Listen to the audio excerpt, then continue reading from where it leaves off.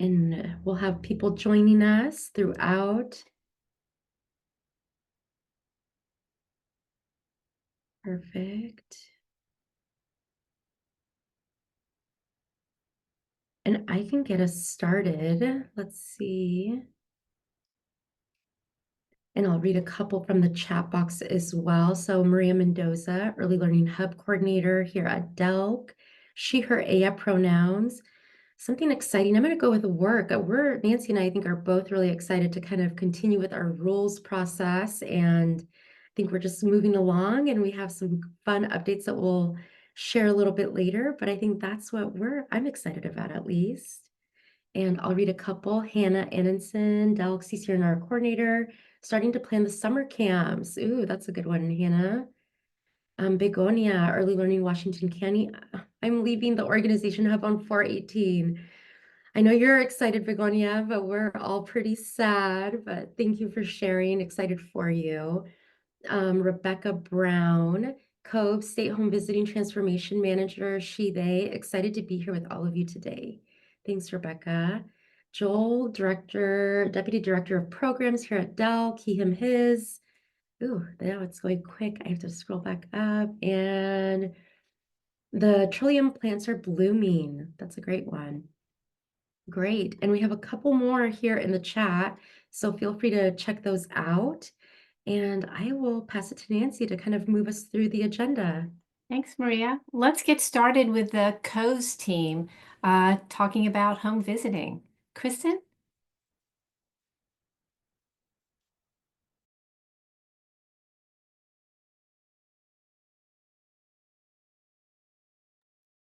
Hi, everyone. So happy to be here with you folks. I'm going to let my team introduce themselves and I'll go last so I can just jump right into our content. Hello, everyone. Thank you so much for having us here today. I'm Rebecca Brown, and as I put in the chat at COAS, I'm the State Home Visiting Transformation Manager. And like I said, happy to get an opportunity to talk with all of you today. And I will pass to Beth to go ahead and introduce herself. Hi, everyone. Beth Green. I'm the director of the Cove Center, and it's great to see so many familiar faces and some new faces. We're excited to be here today to have a chance to talk with you about what we've been doing. All right. Thank you, Rebecca and Beth. I'm Kristen, she, they, and I am the Regional Home Visiting System Transformation Coordinator. And by now you might be familiar very familiar or a little bit familiar with the Center for Coordinating Oregon Home Visiting Systems, or COVES as our acronym spells out. And the reason why you may know about COVES is because I reached out to most of you almost a year ago to have some pretty in-depth conversations about regional home visiting systems in our state, and we either spoke to you or whoever you pointed us to, whether it was a staff member on your team or public health in your county. And we're just here to reciprocate the time and energy that you've spent with us, and we mostly want this time to be a time that we hear from you. So we'll just give a quick update and share with you folks the next steps that COVES is helping to facilitate. So from all of the information that we gathered, we put together Oregon's Early Childhood Home Visiting System Landscape Report, which some of you may also be familiar with, and along with you and the partners that you connected us with. We also connected with Family Connects Oregon Community Alignment Specialist, McPhee Home Visiting Coordination Fund Managers, as well as 22 home visiting program model leads and partners in home visiting advisory groups.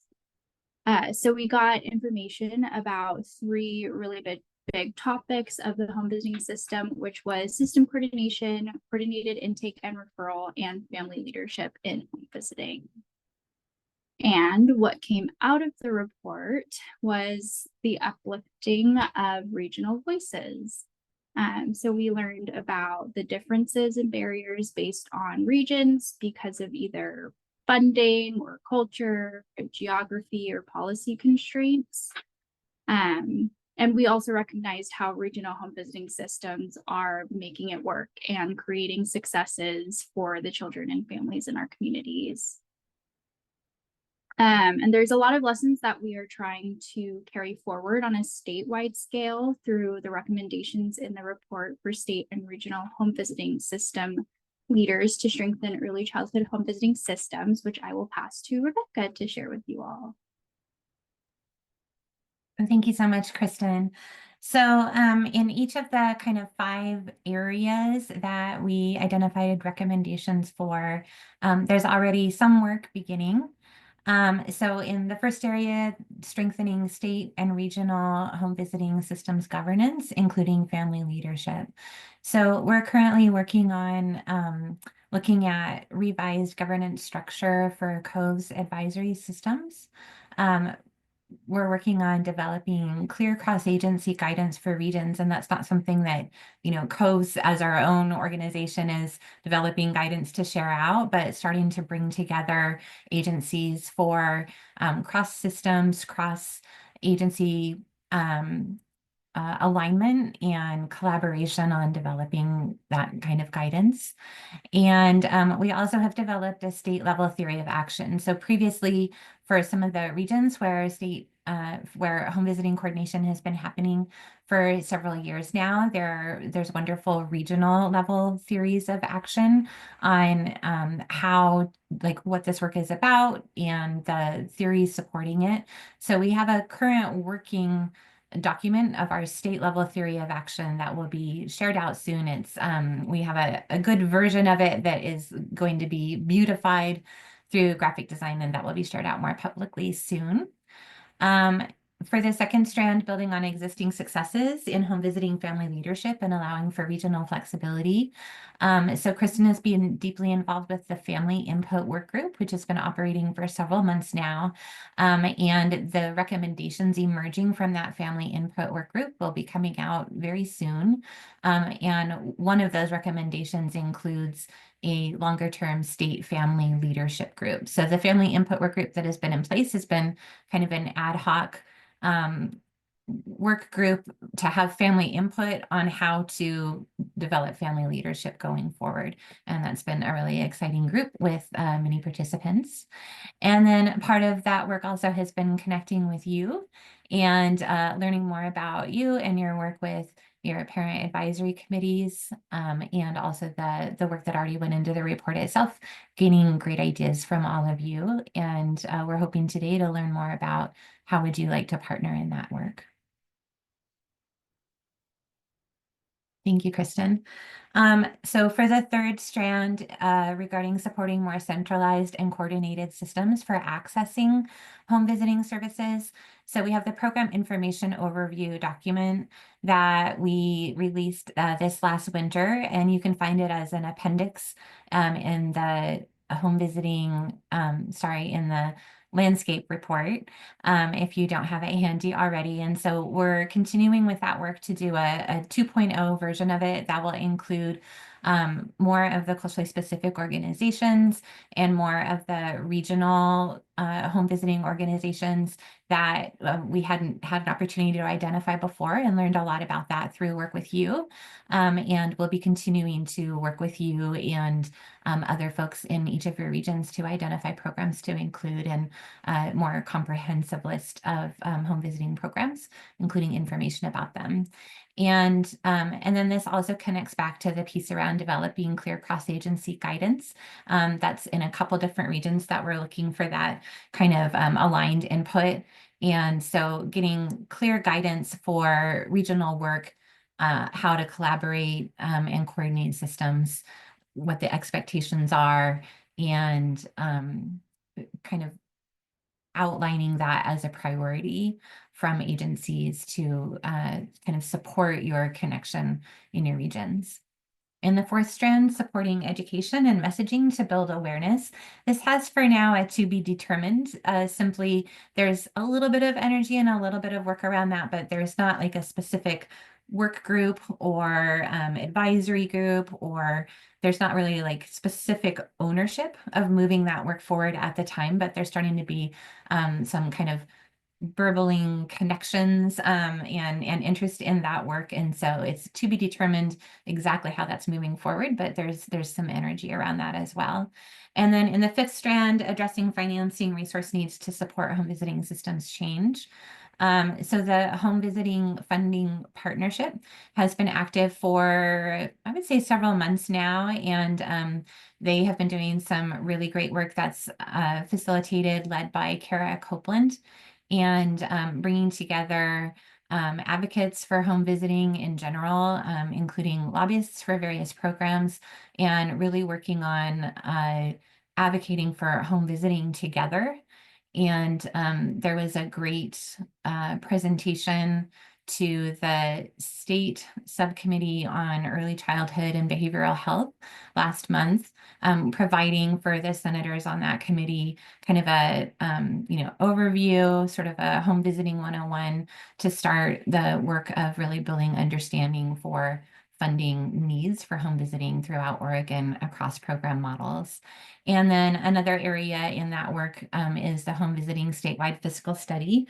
So we're partnering with Prenatal to 5 Fiscal Strategies. Gina Capito's team is having their first meeting with the home visiting fiscal study work group later this week. We're very excited about that. That work group has been meeting for a couple of months now, identifying potential contractor. And now that we have the P5 team on board, that will be a lot of looking into what are the funding streams coming into Oregon for home visiting, and how is money coming in, and how might people collaborate and work together at using the money that we have available in the best way possible. So those are some of the pieces that are already in motion around responding to these recommendations and getting started on that work. And we're excited to connect with you about your thoughts on the recommendations now that they've been out. So we're curious about what might be helpful for you moving forward, what you might want or need from COVES to support your engagement with the recommendations, and how you would best like to communicate with us or to hear from us. So a first question for the state cross-sector guidance for home visiting work, what it might look like for you to provide input there, and how you would want to be engaged.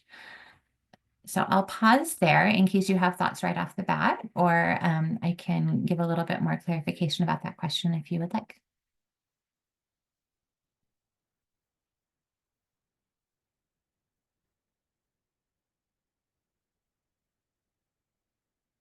So for the cross-sector guidance, so far we've been in a couple meetings. We've been talking with the home visiting committee and in a few other spaces about who needs to be at tables and who decision makers are, and kind of what are the ways that guidance comes out to various parts of home visiting and early childhood systems.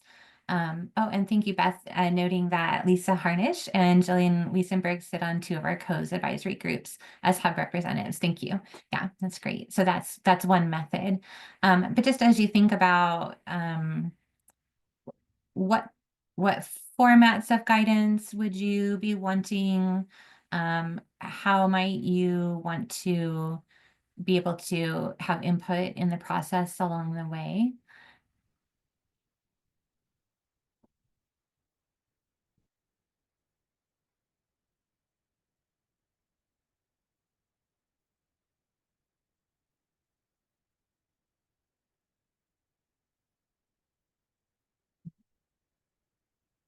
And some of those areas specifically where it's talking about that guidance, Kristen, if you can just go back a little bit.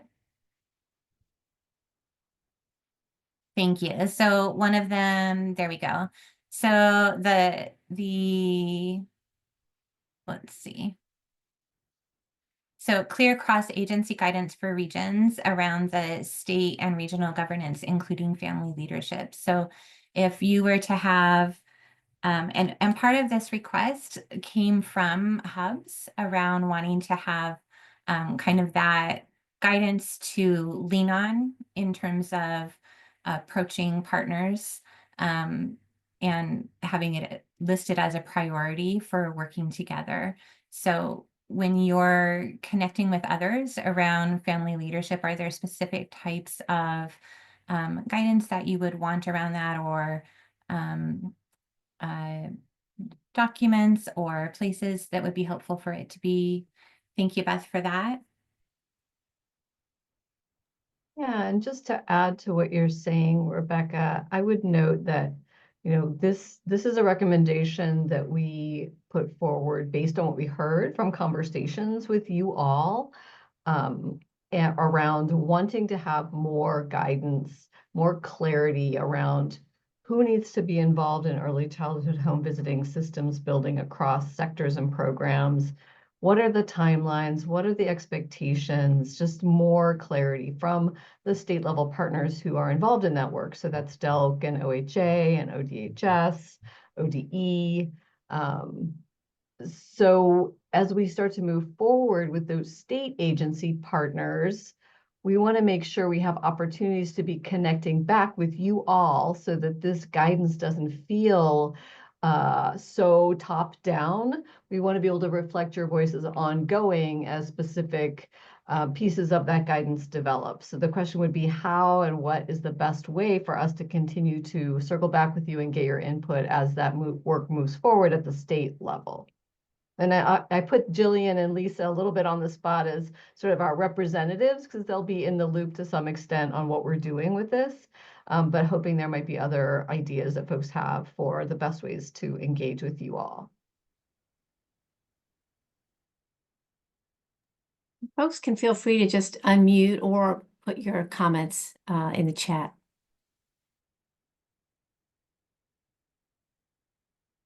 I think also sometimes it can be a good check-in about, even the question of reflecting this back to you, whether it feels accurate to the input that you gave in interviews that you had with Kristen and engagement in developing the recommendations, whether it still feels like it's resonating, that request for system guidance.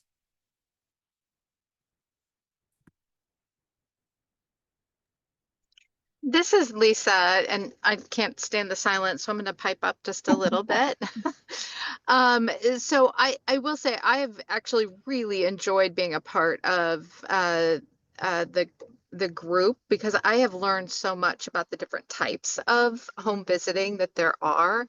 And I think one of the great things about this work and the recommendations that are coming forward is it's really helping us to knit together a true system so that we can see at a statewide as well as regionally where things are, how they fit together, and how to support families in navigating to which program will meet their best needs. So I just think the connection with hubs, I think, is so important so that we truly do understand the fabric of across all the regions and what we have with home visiting and honestly, where do we have some gaps? Thank you so much, Lisa. Jillian. Yes, thank you so much, Jillian. It was great to have you in the home visiting committee meeting representing hubs, and appreciate everything that you shared there. Perhaps we can go ahead and move on a little bit to the second question as well. So Rod, as a region that has been doing system coordination, do you need additional information from us? I think that's a great question because the regions that have been doing, have coordination projects in place, have been so responsive and giving wonderful input. And personally, I would say, yes, always. We're interested in more about what you're learning and what works, and definitely interested in your thoughts on what type of guidance would be helpful to support regional implementation. So, Perhaps we can look a little bit at the second question here, the state support for regional implementation. Moving forward, what would be really good ways to keep in touch with your priorities for home visiting systems work? And what would it look like for us to be engaged with your region? So even thinking about would regular meetings with the COVES team be something that you would want? Would you want support in your regions for developing the lists of home visiting programs in your area? Would you want to have, are there folks that you would be interested in us connecting with you to, or that you would want to connect us with to support regional implementation and making sure that state support is present for that? Shira had her hand up, so I was wondering if Shira, if you wanted to know anything.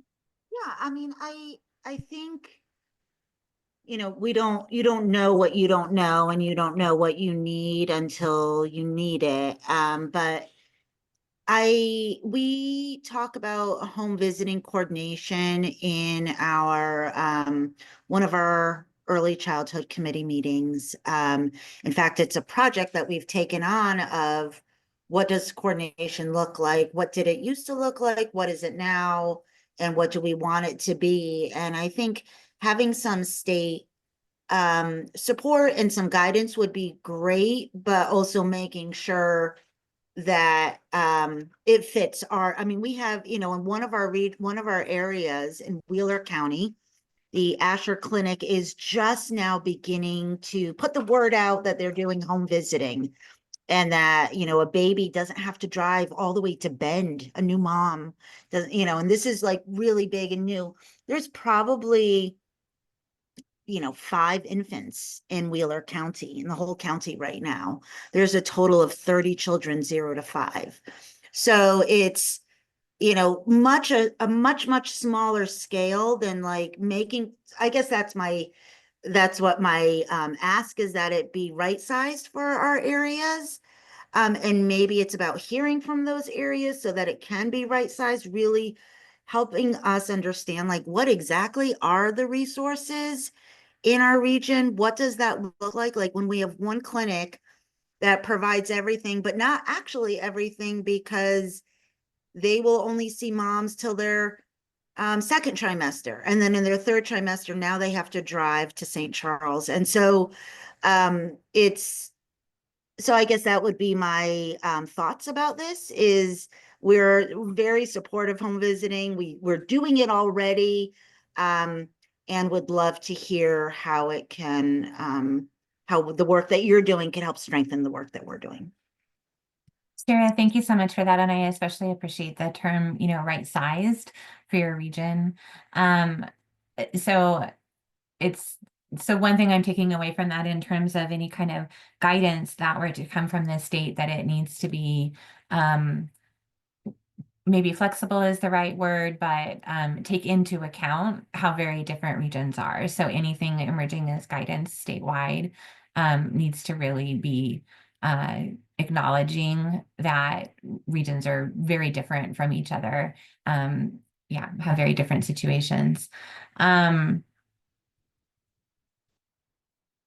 When thinking about that, if I can put you on the spot, and you can, of course, get back to us, another time. But when you think about how guidance from state agencies collaboratively together could support you with coordination in your area, does anything come to mind? Are there any things where like, oh, it would actually be really helpful for us to partner with this regional agency where maybe there's been some obstacles or roadblocks before, but if they're hearing from aligned state agencies, that it might kind of boost or support your bid to connect? I don't think so. I think it's more of uncovering what, maybe helping us see what we don't know, what else is going on that maybe we don't know. In our little communities, it gets super siloed. So maybe helping us see like who's doing what a little more. Mhm. I think we all play really well in the sandbox in our own, my particular region has 5 counties that Mm. are quite diverse from each other. And so I think when I think about support from the state, I think one thing that if my community was in this meeting, they would say, we would like funding to be able to do this collaboration, to do this coordination. Right now, we are all doing it with a million hats on our heads, with no specific data system to hold this in. Healthy Families has theirs, the health department has theirs. So what are the tools to like having some guidance with flexibility on the actual tools that we would need, and funding to make this happen, because we can't, everybody's already bursting at the seams. So what does that look like? And we've been already thinking about, if funding were allotted, how could we use that? And, hiring a coordinator to do all the pieces that does not belong to one particular home visiting agency seems like, that's a good idea.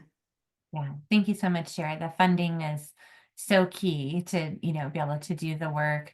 And it looks like it's a theme as well, with some comments in the chat about just how varied the landscape can be county to county. Thank you, Abby. Some counties have lots of services, some have very few.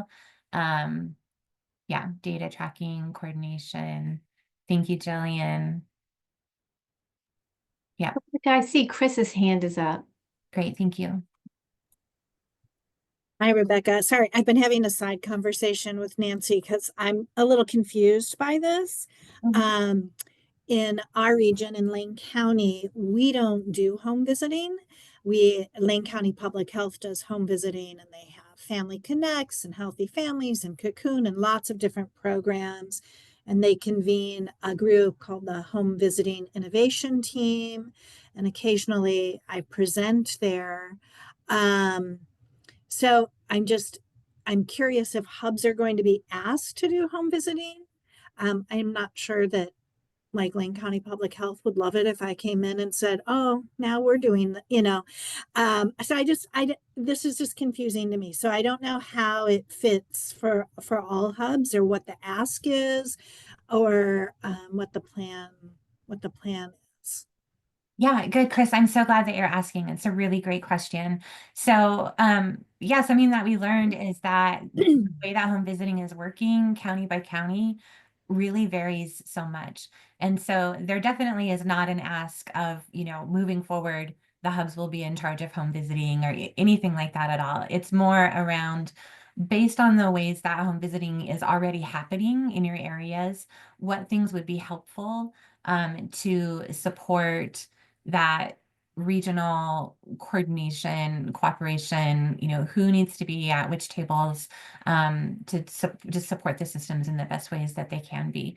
So it's certainly not asking for, you to come in and make a change, or to own something in your hub that's not the way it has been happening in your region, but it is around what might you want or need to support collaboration with local public health, or which pieces do you see as maybe more hub related in the recommendations, and what might be helpful to you in navigating those relationships, or what might you hope that the local public health authority in your area is hearing from OHA around how would be helpful and supportive to home visiting in your area in terms of reaching out to you and collaborating with you.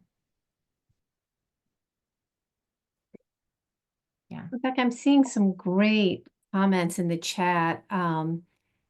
Jillian mentions how important the home visitor coordinator position funded by the Ford Family Foundation, and it helps them focus on the system and weave it into the hub system while having all the partners at the table to understand and take part in building the home visiting system.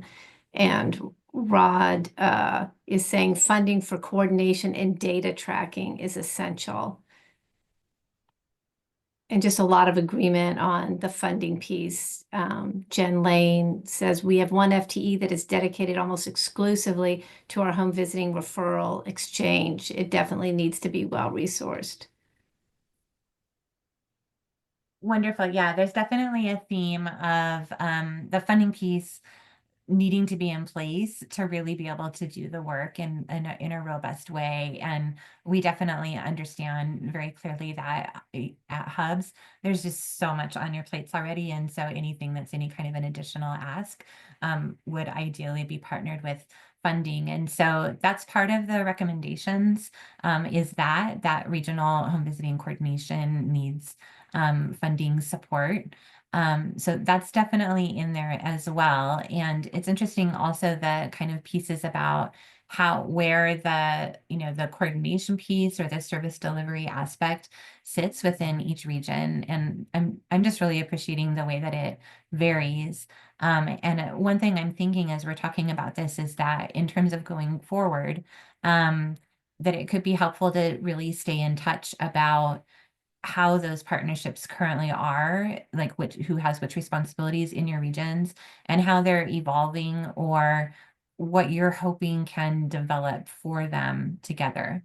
And Evan, I see your hand.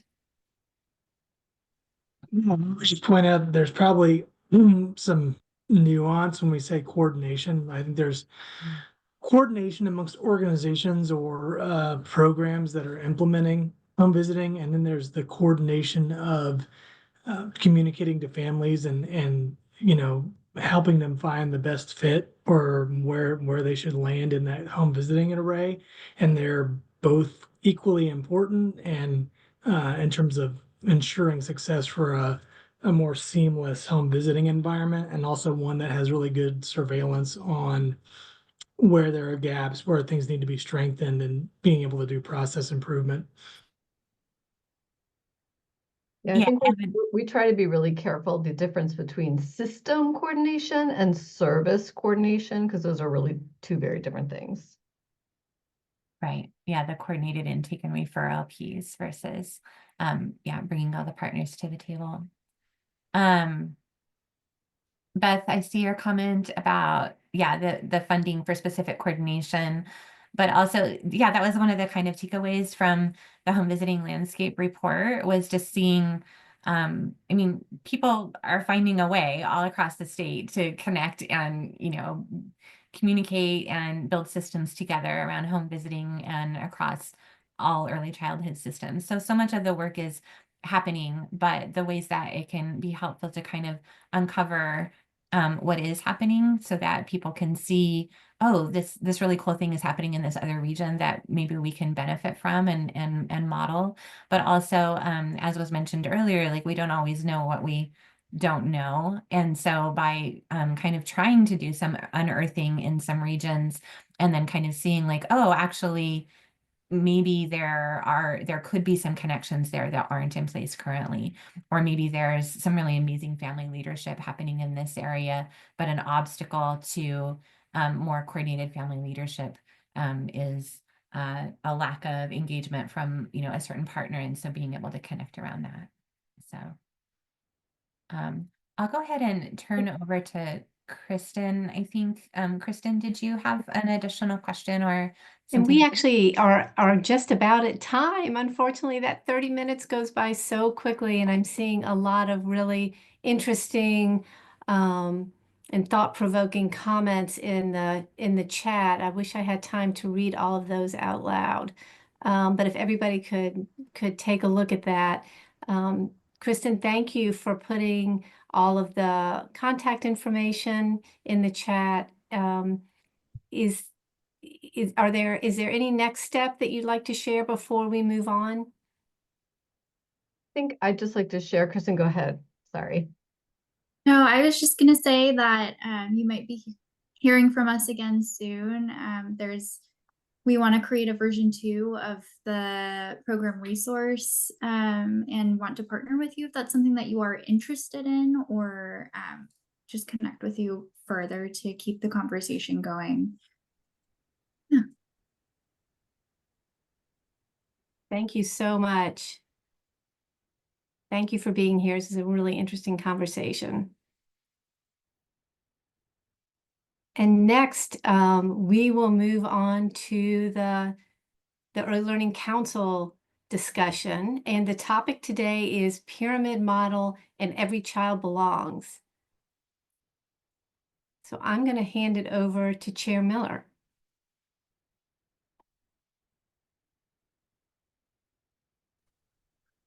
Thank you.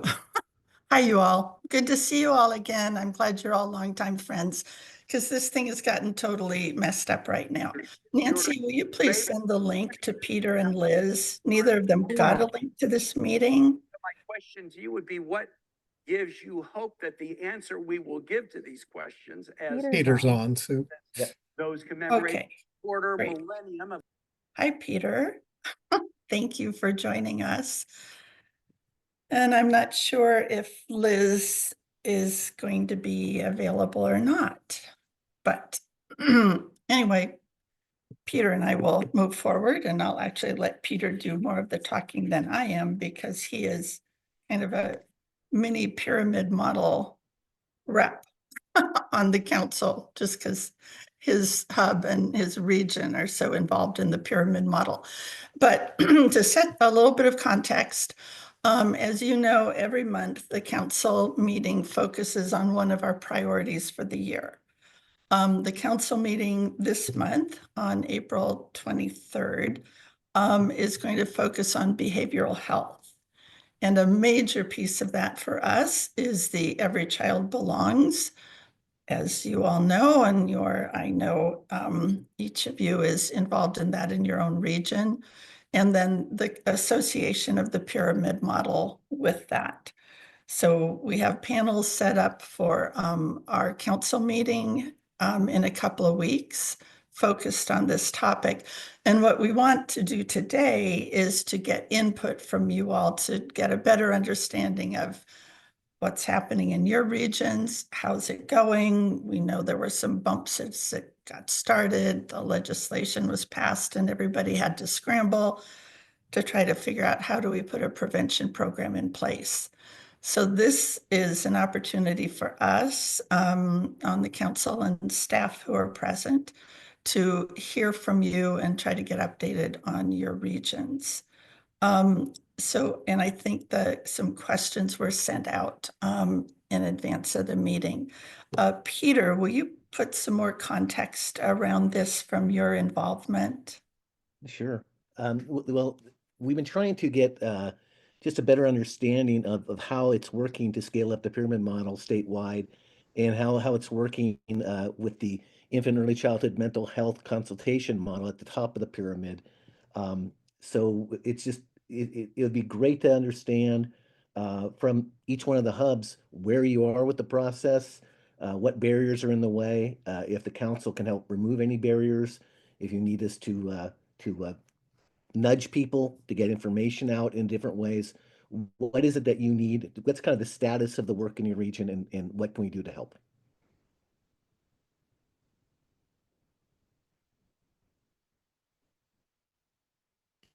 So we've asked staff, I hope, to do breakout rooms again as we did last time.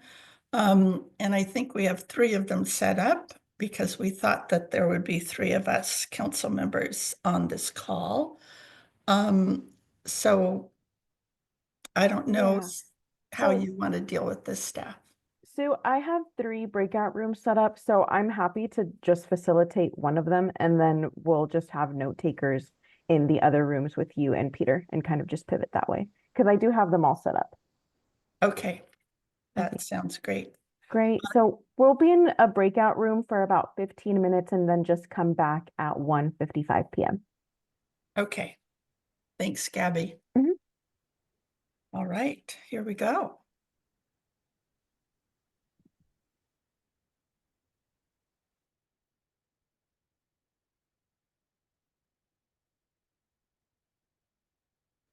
It's okay.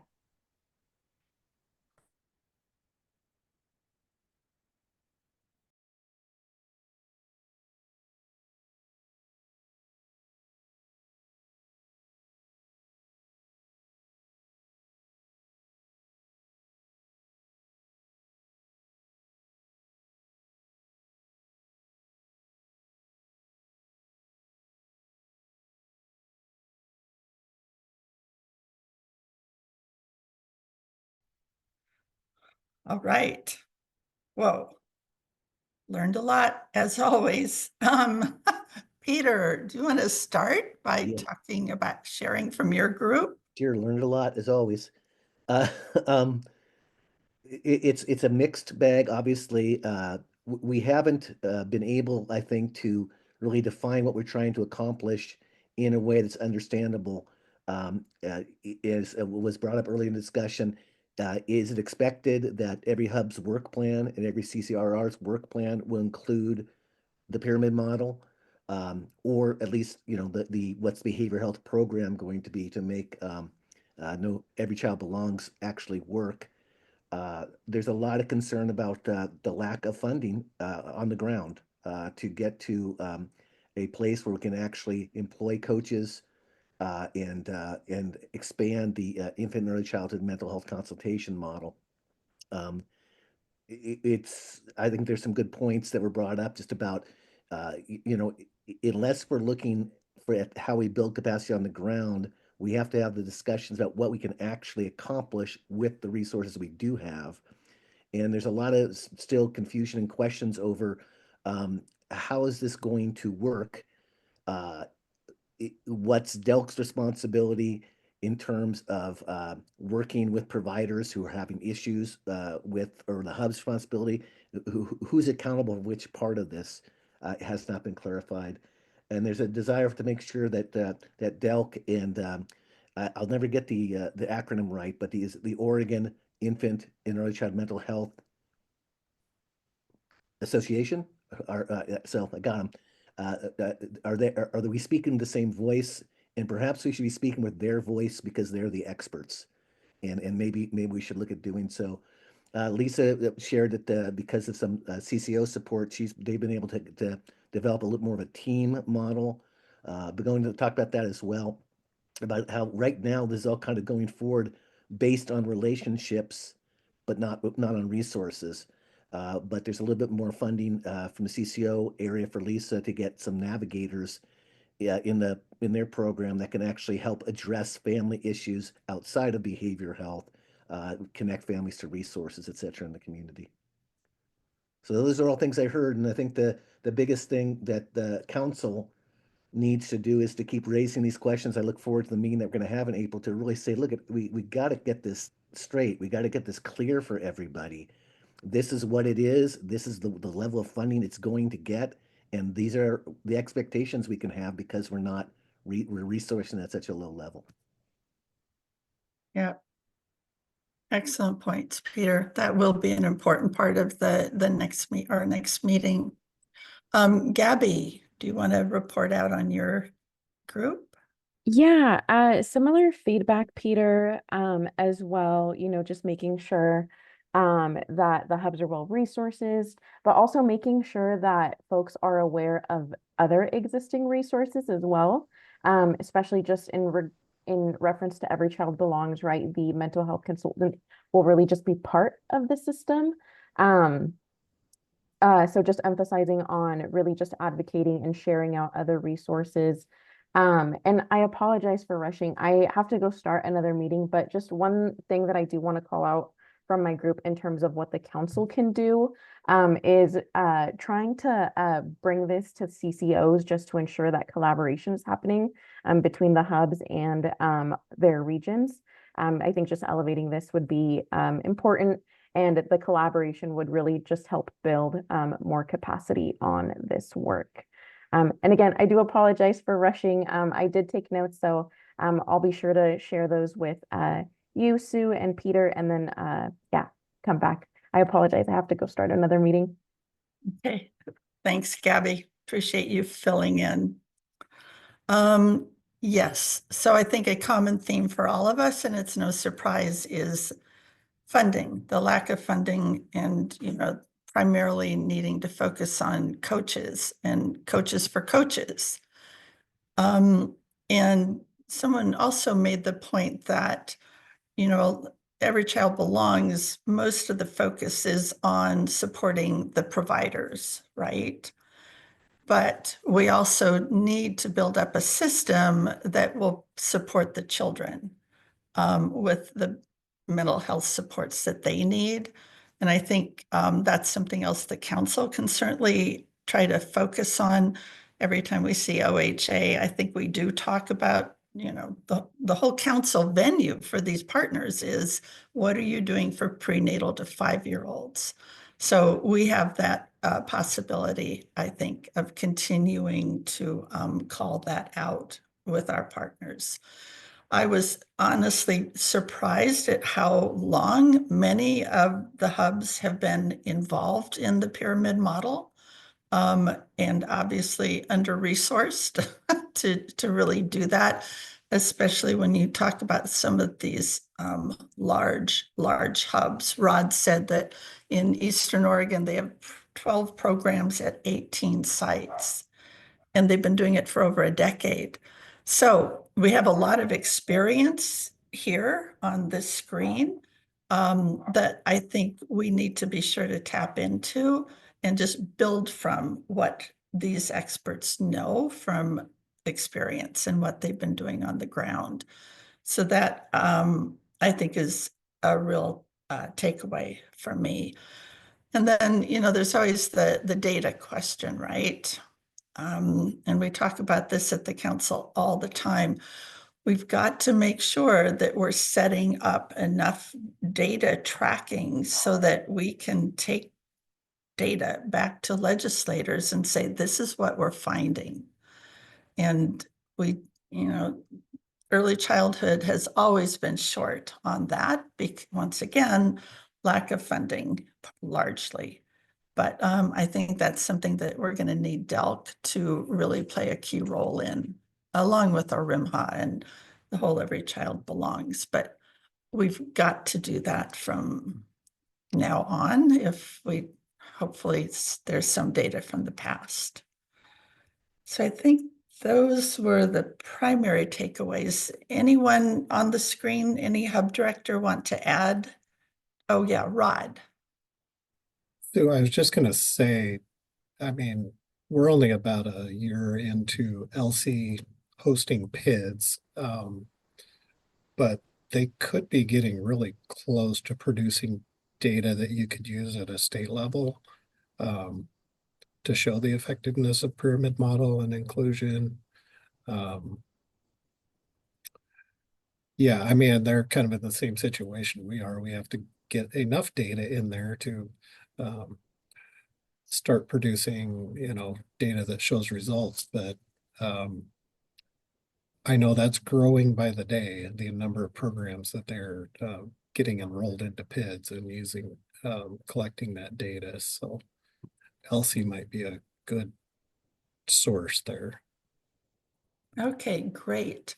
And I hope staff who are, DELC staff who are on this call can maybe convey that to John Reeves, or, you know, somebody who's really over in the pyramid arena of DELC, to make sure that they tap into LC.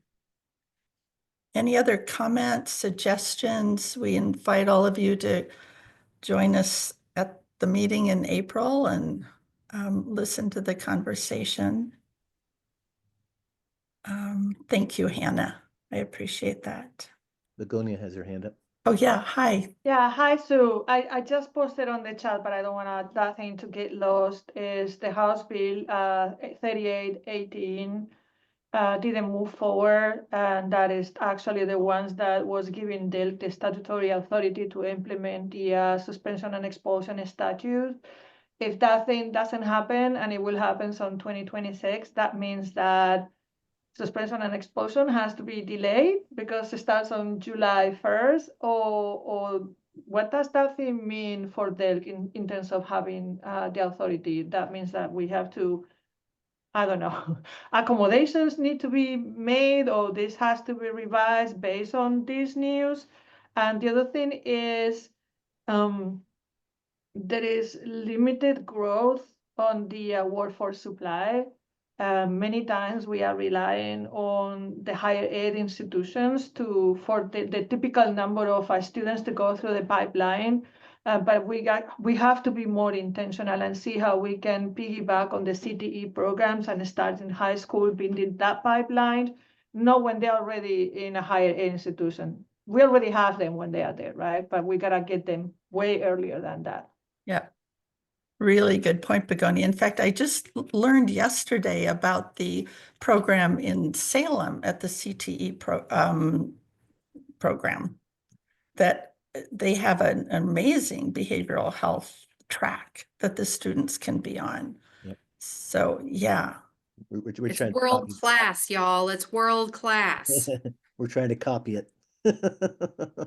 Yeah, no, it's very impressive, Lisa. I hope that's sent out to whomever, hub directors, but also other CTE programs around the state.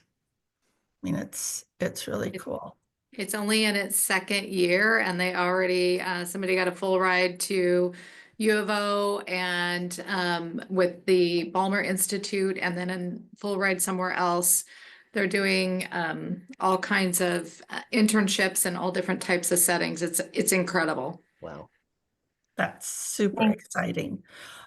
Is there any DELC staff on this call who can answer the question about 3818 not moving forward and what that does to Every Child Belongs?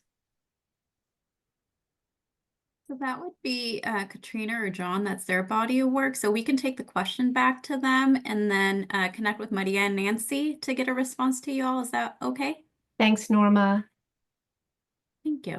Yeah, thank you. That would be super helpful. I'm behind and didn't even realize that didn't move forward. And it wasn't a funding issue.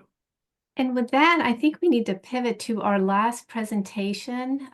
Rachel Elliott was going to give us an update on coordinated enrollment. Sue and Peter and everyone, thanks for such a great conversation. Appreciate it. Thank you for your time. Thank you. Thanks, all of you.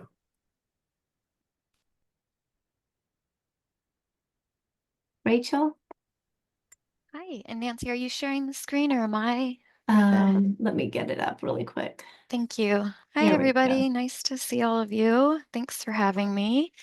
I'm joined with our Director of Programs, Joel Metland, and our Preschool Promise Manager, Dana Young, to help anything I potentially would miss in this short and sweet high-level presentation of the process of our coordinated enrollment work group that has some of your colleagues in this meeting participating in.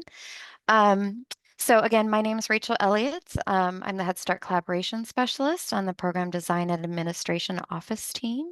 I also work very closely with the Community System team, Nancy and Maria. The Coordinated Enrollment Work Group was kicked off officially in December with kind of like a foundational kind of introduction to the work, but our actual work began in January. And what DELC has done is intentionally brought the BUILD initiative into the facilitation role. And my understanding is many of the hubs have had the opportunity to work and collaborate and in partnership with BUILD. So this may not be a new approach, but BUILD's approach to this work is engage in multiple ways, be iterative, if I can speak today, please excuse me, big picture, specific input, and to draft language. And so that's kind of their process in this work group work as well. The participants of the work group, there's a total of 15 as an initial start to this thinking. 5 Oregon prenatal to kindergarten participants, which many have dual funded programming and also do enrollment through their Head Start programming. And we also have 5 hub directors or a designee of the hub director from their region. And we also have 5 DELC participants who support the brainstorming and journey through this conversation of looking at this coordinated enrollment system that has been put into place for some time now. So the purpose of the work group, we have 3 just main bullets, is to develop a shared vision of coordinated enrollment in Oregon. This group is making recommendations that specify priorities for current statewide resources and clarify the roles and responsibilities of state, regional, and community levels. And again, I want to stress that this is this work group brings together a lot of different ideas and thoughts to go with recommendations. And I'll show in the next slide kind of a anticipated timeline of hoping to start engaging with other partners around the recommendations that this work group is able to develop. So I also want to note before going into this timeline that I know there's been questions about when these recommendations would be put or reflect in our grant agreements, et cetera, or the existing workload and work plans of the hubs.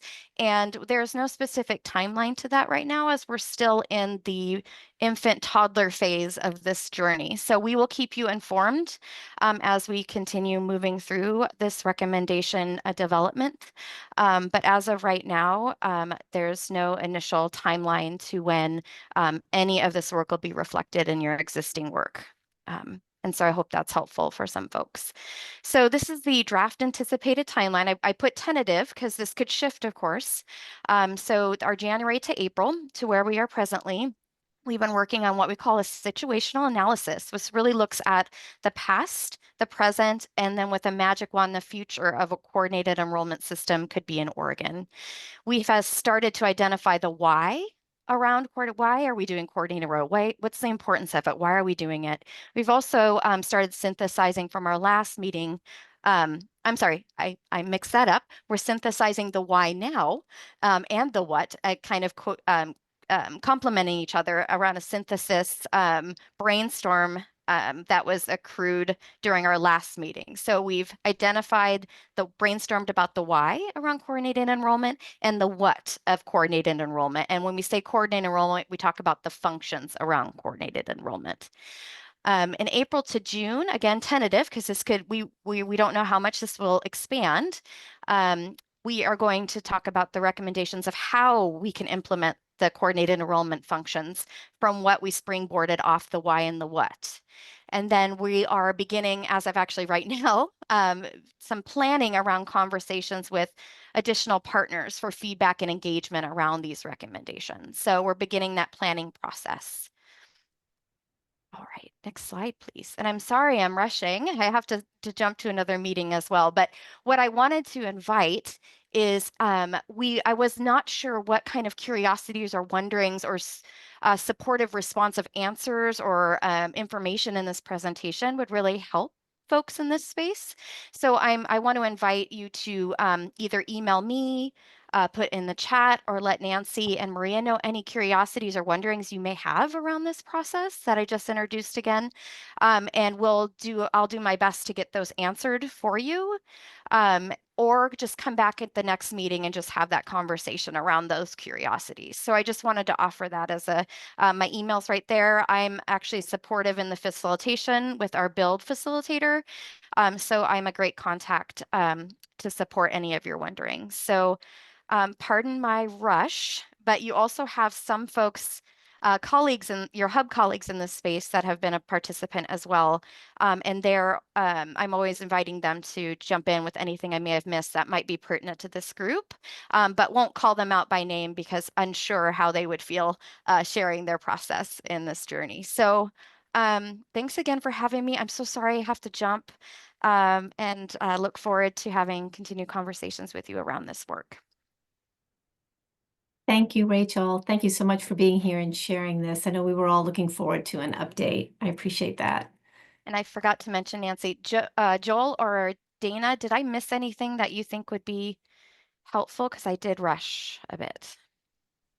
I think that's it. Thanks, Rachel. Okay. Thank you. Thank you, everybody. Enjoy the rest of your week.